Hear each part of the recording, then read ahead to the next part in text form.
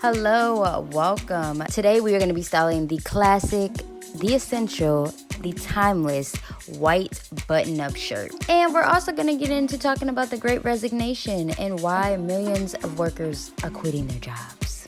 So let's just get into it, shall we?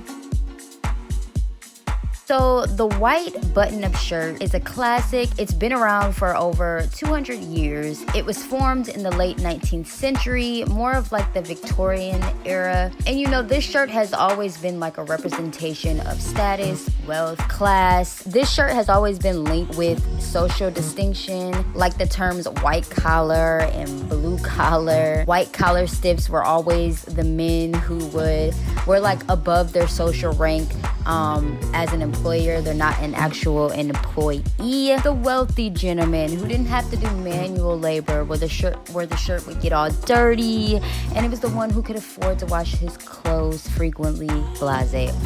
Of course, this shirt crossed over into like big designer brands like Coco Chanel, who had broken down gender and class boundaries with a more relaxed and contemporary take on women's wear, and swapping skirts for trousers and corsets for men's shirts, which brought the white shirt into the realm of women's fashion. So let's talk about the Great Resignation and why people are quitting their jobs. It has said that there's been about 55% of workers who plan to look for a new job in the coming year or have already. And 56 of respondents said that adjustable working hours and remote work are a priority. Honestly, I'm not even gonna lie, I was so ecstatic when I seen people were just upping and quitting their jobs. People want job security, people want better pay, people want to know that their lives are not being put on the line to go to work, especially for a job that they hate and that they're just doing to make money. I'm proud that people are finally waking up and doing what's best for them and their families and following their callings. And again, people just need stability. I feel like a lot of the stress that is on people right now is people are constantly trying to find that balance in their life when it comes to working their jobs, being there for their families, trying to make money, trying to make ends meet. In 2021 alone, it was said that 4.4 million people quit their jobs. I mean, my mom was telling me how some lady even started a hashtag called QuickTok, where she quit her job while she was recording it for TikTok. Now, let's hope that she doesn't regret that, which I highly doubt that she will. But Gen Z is just not playing, okay? Neither is my era, the millennial generation.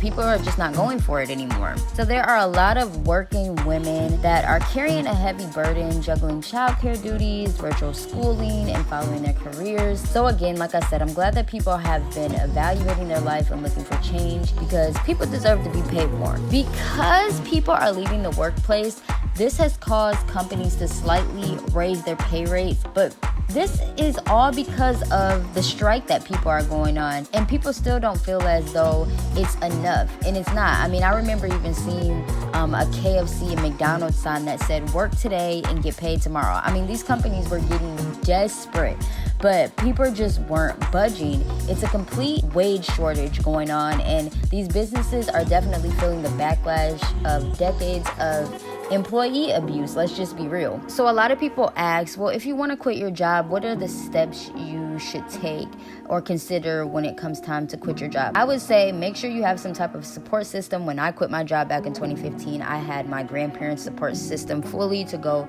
the entrepreneur route and start my home-based business. For 2, I would look at your financial situation, see how much it costs to fund your lifestyle. So that way you can really see what you need to do or what type of careers that you need to look into to keep up with that number. And take time to volunteer and maybe start a side business to test out new careers to see, what it is that you would actually want to do.